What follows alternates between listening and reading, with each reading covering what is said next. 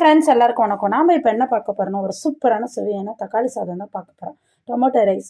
இது ரொம்ப ரொம்ப சிம்பிளாக பேச்சுலர்ஸ்லாம் ஈஸியாக ரெடி பண்ணுற மாதிரி ரெடி பண்ணியிருக்கேன். ஸோ இதுக்கு பார்த்தீங்கன்னா நான் 3 ஸ்பூன் அளவுக்கு எண்ணெய் ஆட் பண்ணிக்கிட்டேன். எண்ணெய் நமக்கு சூடானோடனே 1 ஸ்பூன் அளவுக்கு நம்ம கடுகு ஆட் பண்ணிக்கலாம். கடுகு நல்லா பொரிஞ்சு வந்தோடனே 2 ஸ்பூன் அளவுக்கு நான் கடலைப்பருப்பு ஆட் பண்ணிக்கிறேன். சப்போஸ் உங்களுக்கு கடலைப்பருப்பு வேணான்னா இந்த ஸ்டெப்பை மட்டும் நீங்கள் ஸ்கிப் பண்ணிக்கலாம். நான் கடலைப்பருப்பு போட்டு தான் செய்வேன். ஸோ கடலைப்பருப்பு நல்லா கோல்டன் ஃப்ரையாக வந்த வரைக்கும் நான் 3 வெங்காயத்தை நல்லா பொடியாக கட் பண்ணி வச்சுருக்கேன். ஸோ அந்த வெங்காயத்தை நம்ம ஆட் பண்ணிக்கலாம். அதுக்கு முன்னாடி குண்டு மிளகாய் ஆட் பண்ணிக்கணும், ஒரு 6 மிளகா. சப்போஸ் உங்களுக்கு வர மிளகா நீட்டு தான் இருக்குன்னு நீங்கள் அதையும் ஆட் பண்ணிக்கலாம். ஜஸ்ட் இது ஒரு அப்பியரன்ஸுக்கும் கொஞ்சம் பார்க்க அழகாக இருக்குன்றதுக்காக தான். ஸோ காரத்துக்காக நான் பச்சை மிளகா ஆட் பண்ண போகிறேன். 3 வெங்காயத்தை குட்டி குட்டியாக கட் பண்ணி வச்சுருக்கேன். இதை நல்லா நம்ம வதக்கி எடுத்துக்கலாம்.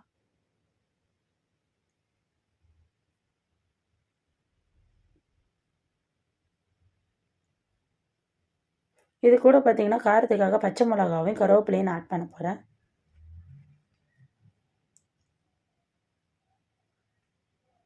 கைஸ், நீங்கள் இதே மெத்தடில் நீங்கள் செஞ்சீங்கன்னா தக்காளி சாதம் ரொம்ப டேஸ்ட்டாக இருக்கும். ஸோ இதில் நான் எந்த ஒரு மசாலா தூளோ மசாலா ஐட்டமோ பட்டை ஐட்டமோ இல்லைனா இஞ்சி பூண்டு எதுவுமே நம்ம ஆட் பண்ண போகிறதில்ல. சிம்பிளாக ரெடி பண்ண போகிறோம்.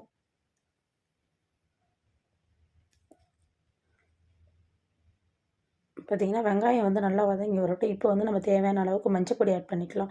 நான் அந்த அப்பேரன்ஸுக்கு தகுந்த மாதிரி மஞ்சப்பொடி போட்டிருக்கேன். ஸோ நல்லா வதக்கி எடுத்துக்கலாம். வெங்காயம் நல்லா வதங்கினதுக்கப்புறம் நான் ஒரு 5 தக்காளி குட்டி குட்டியாக கட் பண்ணி வச்சுருக்கேன். அதையும் போட்டு நம்ம வதக்கிக்கலாம். ஸோ அவ்வளோதான், வேறு எதுவுமே இல்லை தக்காளி சாதத்துக்கு. இந்த மெத்தடை வச்சு சூப்பராக டேஸ்ட்டாக நீங்கள் பண்ணலாம். ஸோ இதுக்கப்புறம் நீங்கள் இந்த மெத்தடில் நீங்கள் ட்ரை பண்ணிங்கன்னா நீங்கள் வேறு எந்த ஒரு மெத்தட்லையும் தக்காளி சாதம் ட்ரை பண்ண மாட்டீங்க. ஸோ தக்காளியை சேர்த்து வச்சு நல்லா வதக்கி விட்டுக்கலாம்.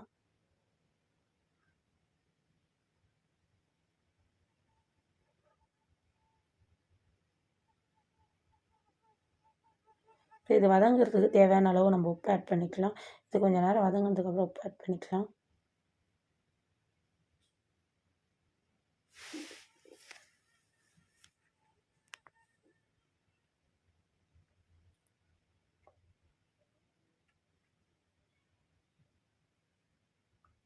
இப்போ பார்த்தீங்கன்னா நான் 1.5 ஸ்பூன் அளவுக்கு உப்பு ஆட் பண்ணிக்கிறேன். ஸோ இந்த உப்பே நமக்கு சாப்பாட்டுக்கு போதுமானதாக இருக்கும்.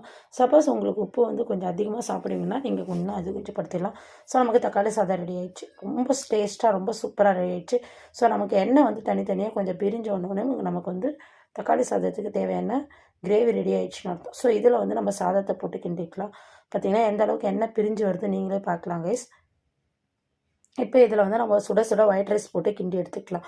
அவ்வளோதான், ரொம்ப சிம்பிளாக ரொம்ப டேஸ்ட்டான மெத்தட்லாம் நம்ம ரெடி பண்ணியாச்சு. ஃப்ரெண்ட்ஸ், அதுக்கு முன்னாடி நம்மளோட சேனல்ஸை நிறைய பேர் சப்ஸ்கிரைப் பண்ணாமல் வீடியோஸ் பார்த்துட்ருக்கீங்க. ஸோ நம்மளோட சேனலை சப்ஸ்கிரைப் பண்ணுங்கள். ஸோ நீங்கள் கொடுக்குற ஒரு சின்ன மோட்டிவேஷன் கூட எனக்கு அடுத்தடுத்த வீடியோஸ் பண்ணுறதுக்கு, நீங்கள் கொடுக்குற ஒரு சின்ன சப்போர்ட் கூட அடுத்தடுத்து வீடியோஸ் பண்ணுறதுக்கு மோட்டிவேட்டடாக இருக்கும். ஸோ ஃப்ரெண்ட்ஸ், என்னோடய சேனலை சப்ஸ்கிரைப் பண்ணுங்கள். நமக்கு சூப்பரான சுவையான டேஸ்ட்டான முறையில் தக்காளி சாதம் ஆயிடுச்சு. இதை யார் வேணாலும் ட்ரை பண்ணலாம், ரொம்ப ஈஸியாக இருக்கும். இது கூட நாங்கள் பொட்டேட்டோ ஃப்ரை, எக் ஃப்ரை இது மாதிரி எது வச்சு சாப்பிட்டாலும் டேஸ்ட் அல்டிமேட்டாக இருக்கும். ஸோ என்னோடய குழந்தைங்களுக்காக லஞ்ச் பாக்ஸுக்கு நான் ரெடி பண்ணிட்டேன். ஸோ உங்களுக்கு வேறு ஏதாவது ரெசிபிஸ் வீடியோஸ் வேணும்னாலும் இல்லைனா நான் ஏதாவது மிஸ்டேக் பண்ணியிருந்தாலும் ஸோ நீங்கள் கண்டிப்பாக கமெண்ட் செக்ஷனில் பின் பண்ணலாம். Thank you friends. Bye friends. Thank you friends. By.